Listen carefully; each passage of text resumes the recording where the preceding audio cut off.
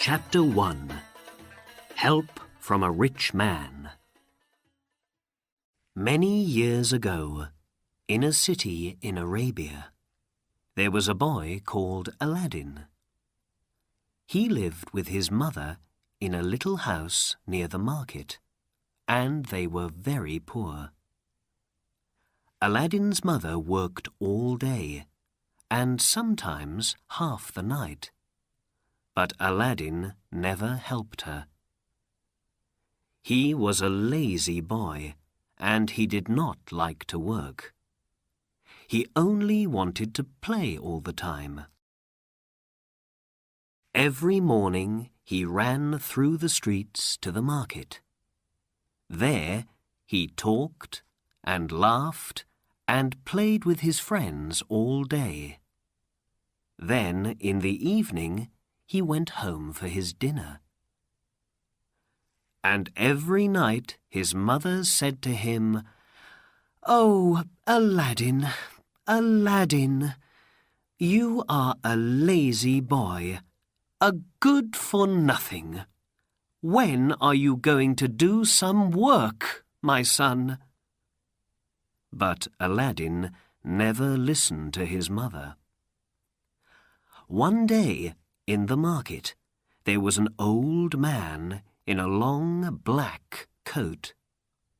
Aladdin did not see him, but the old man watched Aladdin very carefully. After some minutes, he went up to an orange seller and asked, "That boy in the green coat, who is he?"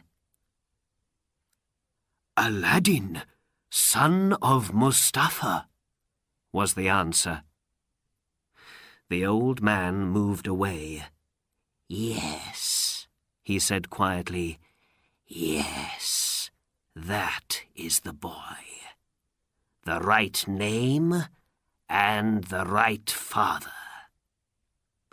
Then he called out to Aladdin, "Boy, come here for a minute. Is your name Aladdin? Aladdin, son of Mustafa?" Aladdin left his friends and came to the old man. "Yes," he said, "I am Aladdin, son of Mustafa. But my father is dead. He died 5 years ago." "Dead?" said the old man. "Oh, no!" He put his face in his hands and began to cry. "Why are you crying?" asked Aladdin. "Did you know my father?" The old man looked up. "Mustafa was my brother," he said. "I wanted to see him again, and now you tell me he is dead. Oh, this is not a happy day for me." Then he put his hand on Aladdin's arm. "But here is my brother's son, and I can see Mustafa in your face, my boy. Aladdin, I am your uncle, Abanazar." "My uncle?" said Aladdin. He was very surprised. "Did my father have a brother? I didn't know that." "I went away before you were born, my boy," said the old man. "Look." He took 10 pieces of gold out of his bag and put them into Aladdin's hands. "Go home to your mother and give this money to her. Tell her about me, and say this: her husband's brother wants to meet her, and he is going to visit her tomorrow." 10 pieces of gold is a lot of money, and Aladdin was very happy. He ran home quickly and gave the gold to his mother. At first, she was afraid. "Where did you get this, Aladdin? Did you find it? It isn't our money. You must give it back." "But it is our money, Mother," said Aladdin. "My uncle, my father's brother, gave the money to us. Uncle Ebenezer is coming to visit us tomorrow." "Who? You don't have an Uncle Ebenezer."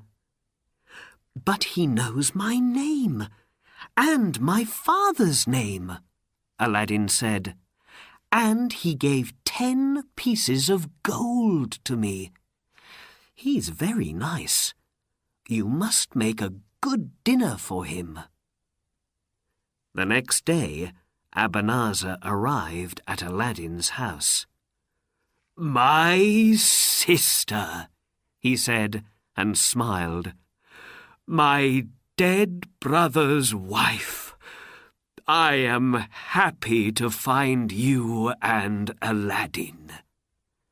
"Sit down, Ebenezer. We're happy to see you in our poor home," Aladdin's mother said. She put meat, rice, and fruit on the table. "But I don't understand. Why did my husband never speak about you?" "I'm sorry, my sister. When we were young, my brother and I were not friends for many years. Then I went away to a far country. I am an old man now, and wanted to see my brother again and take his hand. But he is dead, and I cannot speak to him or say goodbye to him now." Ebenezer had tears in his eyes, and Aladdin's mother began to cry too. "But I am home again now," the old man said, "and I can help my brother's wife and his son, because I am a rich man." He looked at Aladdin. "Aladdin, my boy, what work do you do?" Aladdin did not answer, and his face was red. "Oh, don't ask Aladdin questions about work," his mother said. "He never works. He plays with his friends all day, and only comes home when he is hungry." "Well, my boy, tomorrow we must get a new coat for you. Then we can talk about work. Would you like to have a shop in the market, perhaps?" Aladdin smiled. "A shop," he thought, "and me, a rich market seller. Why not?" Chapter 2. A Walk to Nowhere. Early the next morning, Ebenezer arrived at Aladdin's house, and then he and Aladdin walked to the market. "First of all, we must look at coats," Ebenezer said. Soon Aladdin had an expensive new coat, and he felt very happy. Then Ebenezer and Aladdin walked through the market and looked at the shops. They drank coffee, talked to people, and had a very good dinner. It was a wonderful day for Aladdin. On Friday, when the market was closed, Abanazar took Aladdin to the beautiful gardens in the city. They walked under the trees and talked about a shop for Aladdin. "You are very good to me, Uncle," Aladdin said. Abanazar smiled. "But of course," he said, "you are my brother's son. Now, let us leave the city and go up into the hills. There is something wonderful there, and you must see it." They left the gardens, walked past the Sultan's palace, and out of the city up into the hills. They walked for a long time, and Aladdin began to feel tired. "It's not far now," said Abanazar. "We're going to see a beautiful garden, more beautiful than the garden of the Sultan's palace." At last, Abanazar stopped. "Here we are," he said. Aladdin looked, but he could see no gardens on the hills. "Where is this garden, Uncle?" he said. "First we must make a fire," said Abanazar. Aladdin did not understand, but he made a fire for his uncle on the ground. Then Abanazar took some powder out of a small box and put it on the fire. He closed his eyes and said, "Abracadabra!" At once, the sky went dark. Black smoke came from the fire, and the ground under the fire began to open. Then the smoke went away, and in the ground there was now a big white stone with a ring in it. Aladdin was very afraid. He began to run away, but Abanazar took his arm and hit him on the head. For a minute or two, Aladdin could not speak or move. Then he cried, "Why did you do that, Uncle?" "You must be a man now, not a child," said Abanazar. "I am your father's brother, and you must obey me. Don't be afraid. In a short time, you're going to be a rich man. Now, listen carefully." He took Aladdin's hand. "Only you can move this stone. Put your hand on the ring and say your name and your father's name." Very afraid, Aladdin put his hand on the ring. It was not hot, but very cold. "I am Aladdin, son of Mustafa," he said. The stone moved easily, and now Aladdin could see stairs under the ground. "Go down those stairs," Abanazar said, "and then through 4 big rooms.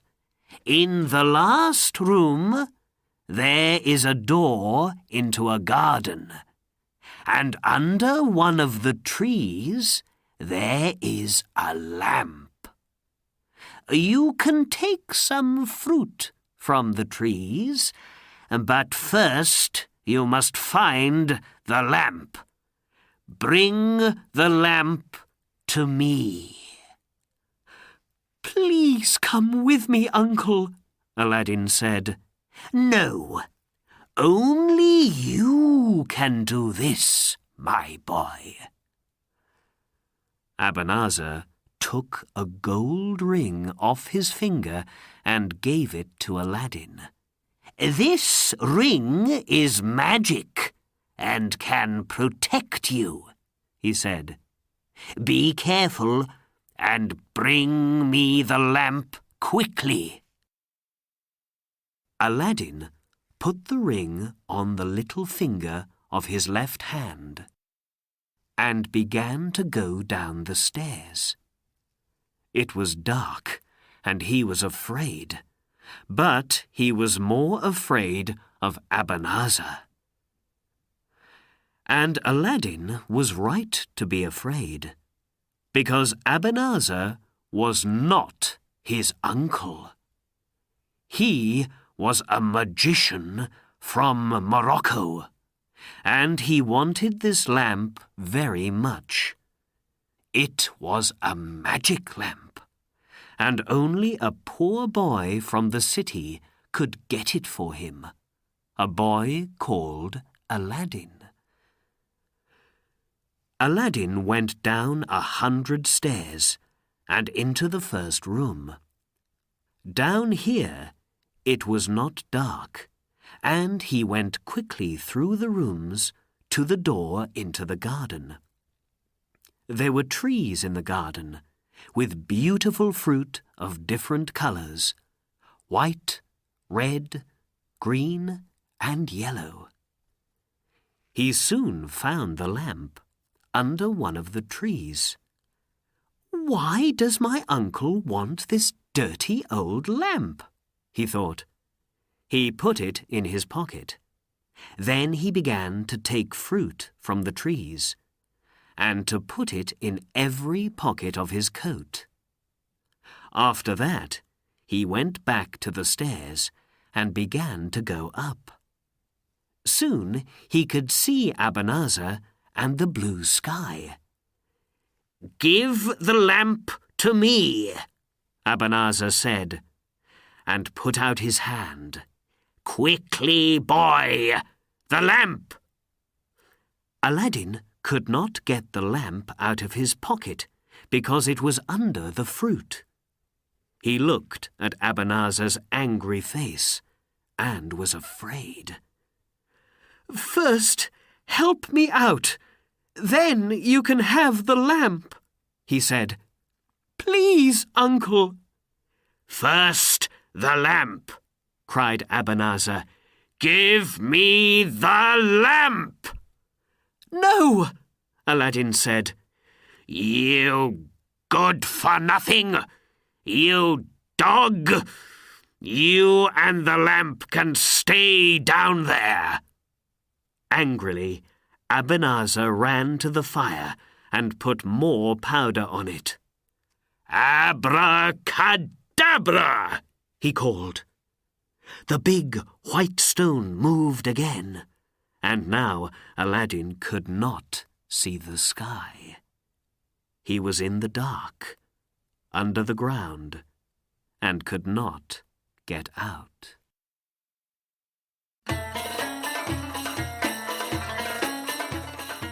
Chapter 3. The Ring and the Lamp. "Uncle Abanazar! Uncle!" Aladdin hit the stone, but nothing moved. "Don't leave me here, please!" Aladdin put his ear to the stone, but he could hear nothing. "I am Aladdin, son of Mustafa," he said, and listened again. But the stone did not move. Then Aladdin began to cry. "What am I going to do?" he thought, and put his head in his hands. After a time, he began to feel hungry, and took some of the fruit out of his pocket. He put some in his mouth, but he could not eat them. "These are stones, not fruit," he thought. "I'm going to die down here." For 3 days and 3 nights, Aladdin sat on the stairs and waited. But no help came. On the 3rd day, he remembered Abanazar's ring on his finger, the ring to protect him. He could not see the ring in the dark, so he put his right hand on it. Whoosh! There was a sudden noise, and blue smoke came out of the ring, and then, out of the smoke, came a big genie. "I am here, master. I am here," the genie cried. "I am the slave of the ring. What is your wish?" Aladdin was very surprised and very afraid. At first he could not speak. Then he said, "Take me out of here." "To hear is to obey," the genie said, and a second later, Aladdin was back on the hills under the blue sky. There was nobody there, and the fire was cold and black. Happily, Aladdin began to walk home. When he got there, his mother was very happy to see him. "Oh, Aladdin," she cried, "what happened to you? And where is your uncle?" "Abanazar is not my uncle, Mother. He is a magician and a bad man. He nearly killed me." Then Aladdin told his mother all about the fire, the magic stone, and the garden under the ground. "Oh, I am very tired, Mother," he said. "I must sleep." Aladdin closed his eyes and slept for many hours. The next morning he opened his eyes and said, "Mother, I'm hungry." "My son, I'm sorry," she said. "We have no rice or meat in the house. We have nothing. I must sell your new coat and get some rice with the money." Then Aladdin remembered the lamp from the garden. "Wait a minute, Mother," he said. "Take this lamp and sell that first." "That dirty old thing," Aladdin's mother said. "I must clean it first."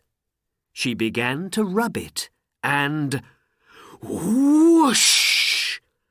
Noise, fire, and red smoke came from the lamp, and out of the smoke came a very big genie. "I am the slave of the lamp," cried the genie. "What is your wish, mistress?" Aladdin's mother was afraid and could not speak.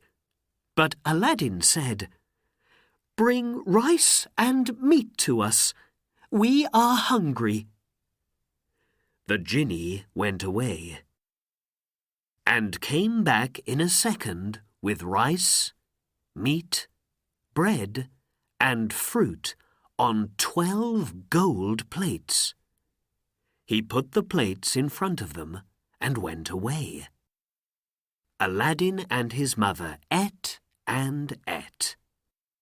Then Aladdin took one of the plates to the market and sold it for 2 pieces of gold. Every day after that, Aladdin rubbed the lamp, and when the genie came, Aladdin said, "Bring us rice and meat." And every day he sold the gold plates. Soon Aladdin and his mother were rich. Chapter 4. Aladdin's Love. 5 years later, Aladdin had a shop in the market, and 3 market sellers worked for him. The sellers liked Aladdin because he was good to them. The market children liked Aladdin too, because he gave them money when he walked past. Everybody liked Aladdin. Aladdin's mother never called her son a good-for-nothing now. They had a nice house near the gardens, and she had many beautiful things. But only Aladdin and his mother knew about the magic lamp and the genie. One day, Aladdin heard a noise in the street and stopped to listen. "The Sultan's daughter is coming," he heard. "Princess Badur al-Budur is coming." 6 slaves carried the princess through the streets in a litter, and the people stopped to watch. "Princess! Princess Badur al-Budur!" they called. Aladdin watched when the litter came past him, and he saw the princess's face. She was beautiful, with big, dark eyes, the most beautiful woman in Arabia. The litter went past Aladdin, but for some minutes he did not move. Then he ran home. "Mother! Mother! I saw the Sultan's daughter, Princess Badur al-Budur, in the street." Aladdin's face was white. "I must have the princess for my wife." "But Aladdin," his mother began. "No buts, mother. I love the princess, and I want to marry her. Go to the Sultan and ask for me." "Me? Go to the Sultan's palace? Oh, no, no, no," Aladdin's mother said. "Listen, my son. The daughters of a sultan do not marry poor boys from the city. But we are not poor now, mother, and we can give the sultan something for his daughter. Wait." Aladdin went away and got the fruit from the magic garden under the ground. Now, of course, he knew it was not fruit, but white, red, green, and yellow jewels. "Take these jewels, mother, on a gold plate," he said, "and give them to the Sultan." So the next day, Aladdin's mother carried a gold plate with many beautiful jewels on it to the Sultan's palace. She went into a long room, but when she saw the Sultan, his vizier, and all his slaves, she was very afraid. So she waited quietly in the room and spoke to nobody. In the evening, she went back home again with the jewels. Aladdin was very angry with her. "Mother, you must speak to the Sultan," he said. "I have no father to do this for me. You must help me. I must marry the princess. I love her." So the next day, and for many days after that, Aladdin's mother went to the palace, but she was always afraid to speak. In the end, the Sultan saw her and asked his vizier, "Who is that woman? Why does she come to the palace every day?" The vizier spoke to Aladdin's mother. "Do you want to speak to the Sultan? Yes? Come with me." The vizier took Aladdin's mother to the Sultan, and she put her head on the ground at his feet. "Get up, woman. Why do you come here every day?" the Sultan asked. "Speak, woman." "Your Majesty," Aladdin's mother said quietly, "I have a son, a good young man. He is called Aladdin. He loves your daughter, Princess Badur al-Budur. He cannot sleep or eat because of her. He wants to marry her." The Sultan laughed. "What? Marry my daughter? Your son?" "Your Majesty, these jewels are for you, from my son Aladdin." And Aladdin's mother put the gold plate with the jewels in front of the Sultan's feet. Everybody looked at the jewels, and the long room was suddenly very quiet. Then the Sultan spoke. "These are very beautiful jewels," he said. "No man in Arabia has jewels more wonderful than these. Your son is a rich man, a good husband for my daughter." The vizier did not like to hear this, because he wanted the princess to marry his son. "Your Majesty," he said quietly in the Sultan's ear, "my son is a rich man too. Give him 3 months, and he can find better jewels than these." "Very well," said the Sultan, and to Aladdin's mother he said, "Your son must wait for 3 months, and then perhaps he can marry my daughter."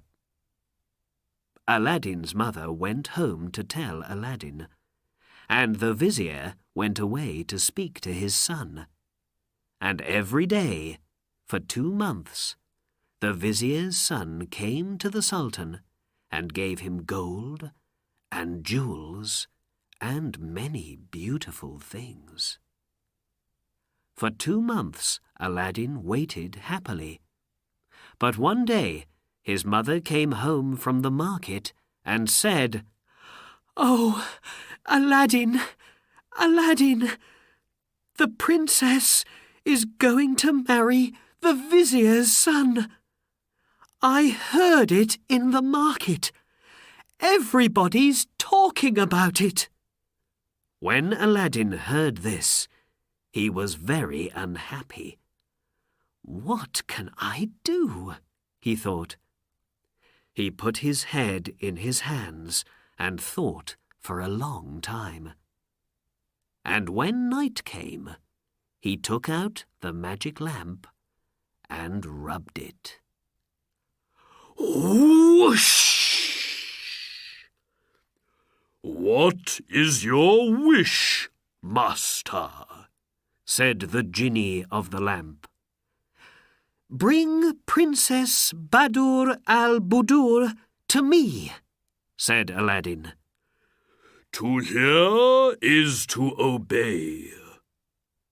In a second, the genie was back with the princess asleep in his arms. He put her carefully on a bed, and then the princess opened her eyes and saw Aladdin. "Who are you?" she asked, afraid. Aladdin took her hand and looked into her eyes. "My name is Aladdin, and I love you," he answered. "I cannot live without you, and I want to marry you." Badur al-Budur saw the love in his eyes and smiled. She closed her eyes again. Then the genie carried her back to the Sultan's palace. The next morning, she remembered Aladdin's eyes. "There is no love in the eyes of the vizier's son," she thought. "He thinks only of gold and of jewels." So the princess went to her father. "I do not want to marry the vizier's son," she said. "I want Aladdin for my husband." The Sultan was very surprised. "What can we do?" he said to his vizier. "My daughter wants to marry this man Aladdin. He is a rich man, it is true, but who is he?" "Ask him," said the vizier quickly, "for more of those beautiful jewels on 40 gold plates and 40 slave girls with 40 slaves. Nobody is that rich." "Very good," smiled the Sultan, and said to his slaves, "Bring Aladdin's mother to me." When Aladdin's mother arrived, the Sultan said, "So, your son wants to marry my daughter. But first he must give me 40 gold plates with jewels, 40 slave girls with 40 slaves must carry the plates to me. Then my daughter can be his wife." Aladdin's mother went home and told her son, and Aladdin smiled. This was easy for the genie of the lamp, of course, and the next day, when Aladdin went to the palace, everybody in the city came out to watch. First came 40 slave girls in dresses of gold, and every girl carried a gold plate with wonderful jewels on it. After them walked 40 slaves in coats of gold, and last came Aladdin on a beautiful white horse. "What do you say now?" the Sultan said quietly to the vizier when he saw all these wonderful things. "Aladdin must marry my daughter. How can I say no?" And the Sultan went to Aladdin and took his hands. "My son," he said, "you can marry my daughter tonight." "Tomorrow, Your Majesty," said Aladdin, "because before I marry your daughter, she must have a palace, the most beautiful palace in Arabia." The genie of the lamp worked all night, and the next morning the Sultan saw from his window a beautiful new palace with gardens of fruit trees and flowers. "Wonderful," he said. "Black magic," said the vizier quietly. That night Aladdin married Badur al-Budur, and they lived happily in the new palace. Chapter 5. New Lamps for Old.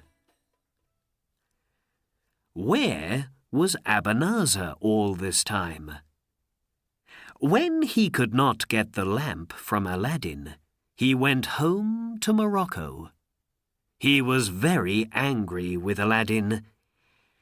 "But the boy is dead now," he thought, "and perhaps next year I can go back and get the lamp." One day he got out his 7 black stones. These stones were magic, and when he put them in water, the water could tell him many things. Soon he could see the magic lamp in the water, but it was not under the white stone in the Arabian hills. It was in a palace. "How did this happen?" said Abanazar. "I must go back to Arabia and find this palace." After some months, he arrived again in the city in Arabia. Soon he saw the new palace and asked a man in the street, "Who lives there?" "That's Aladdin's palace," was the answer. "Princess Badur al-Budur's husband, a good man and very rich." Abanazar said nothing and walked away.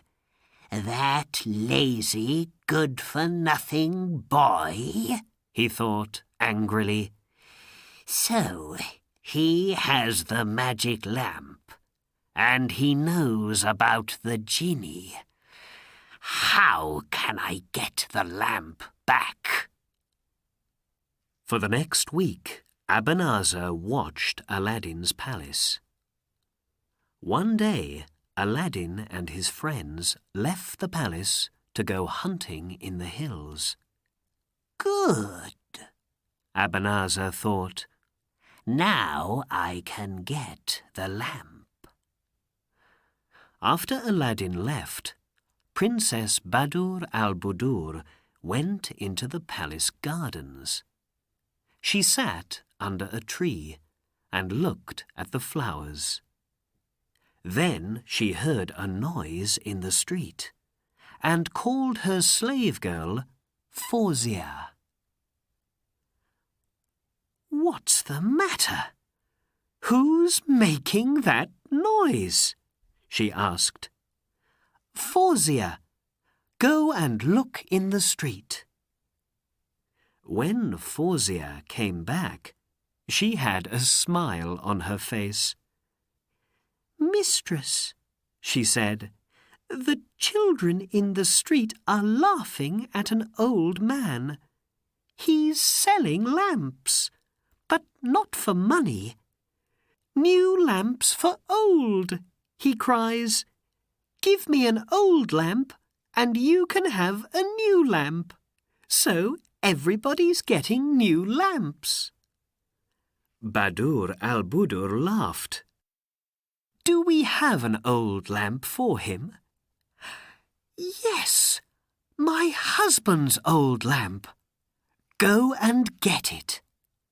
The princess knew nothing about the lamp or its magic. Fawzia went into the palace and came back with Aladdin's lamp. "Here it is, mistress," she said. "Go and give it to the old man," the princess laughed. "Aladdin can have a nice new lamp." Fawzia went out into the street with the lamp. "New lamps for old?" the old man called, and the children behind him laughed and called, "New lamps for old!" The old man It was Abanazar, of course, saw the lamp in Fawzia's hands and knew it at once, because of the picture in the water of his magic stones. He took the old lamp, gave a new lamp to Fawzia, and then quickly walked away. He walked out of the city into the hills. Then he took out the lamp and rubbed it. Whoosh!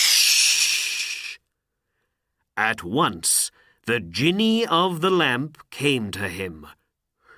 "I am here, master," he said. "What is your wish?" "Carry Aladdin's palace, the princess, and me back to Morocco at once," Abanazar said. "The Sultan can kill Aladdin for me." To hear is to obey.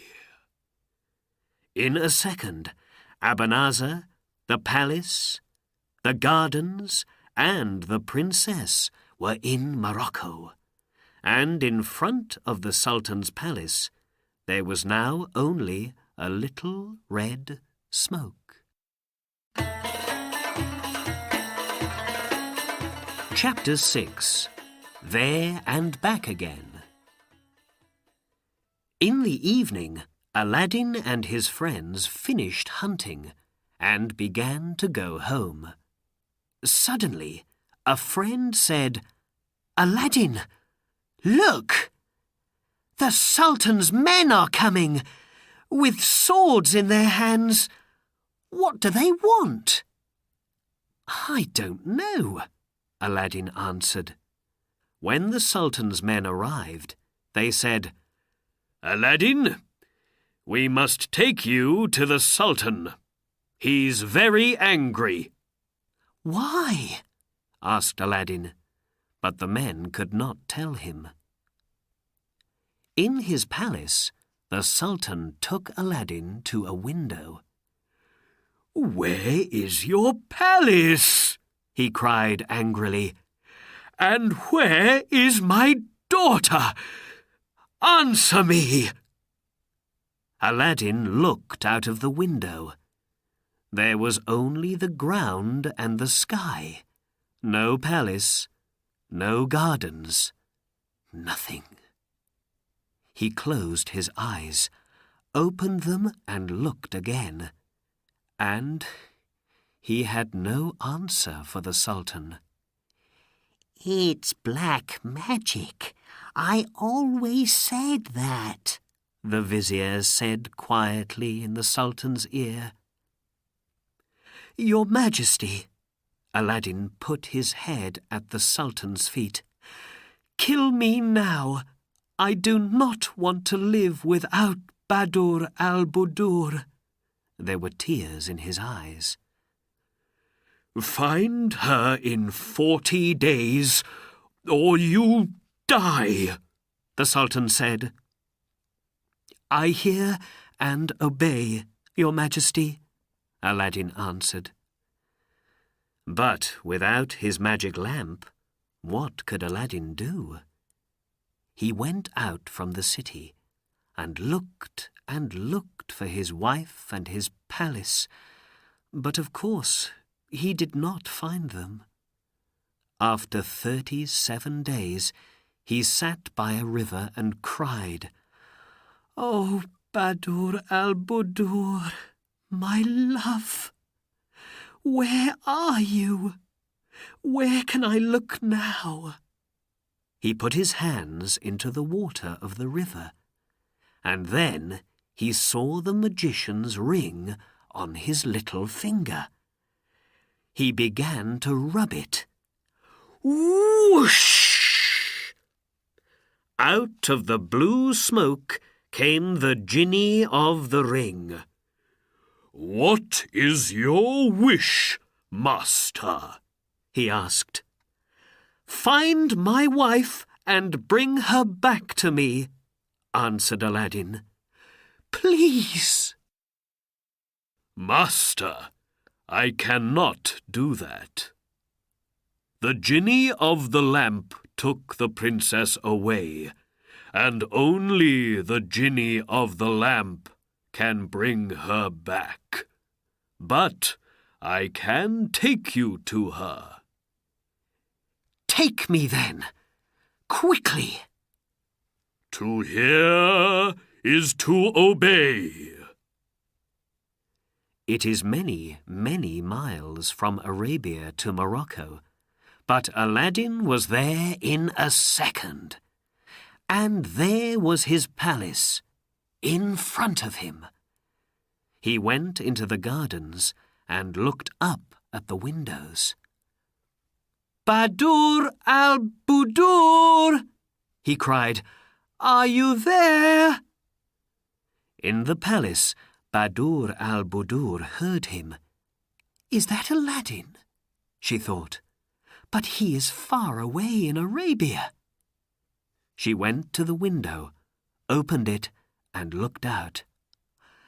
"Aladdin!" she cried. "Oh, my love!" For the first time in many days, Aladdin smiled. "Come up, quickly," the princess called. "The magician is not here now." Her slave girl ran down and opened a little door into the gardens. Aladdin ran up to the princess's rooms, and in a second she was in his arms. "Oh, my love," the princess said. "A bad man carried me here, a magician. His name is Abanazar, and I am going to kill him," said Aladdin. "Tell me, does he have my old lamp?" "Yes," Badur al-Budur said. "He always carries it with him. I know about its magic now, because he told me.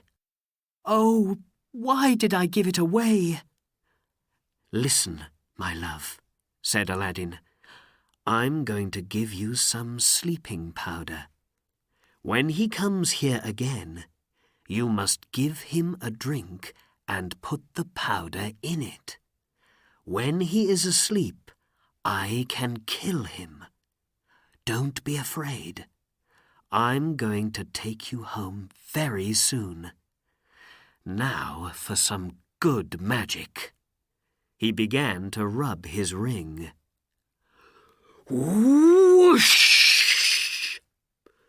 "What is your wish, master?"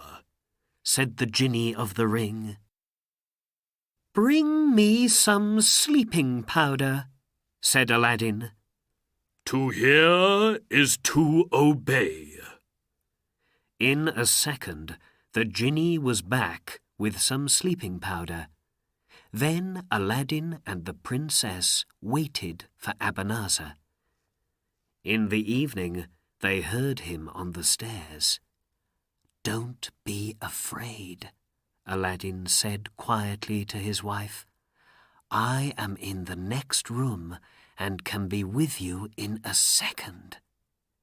He went quickly into the next room and stood behind the door.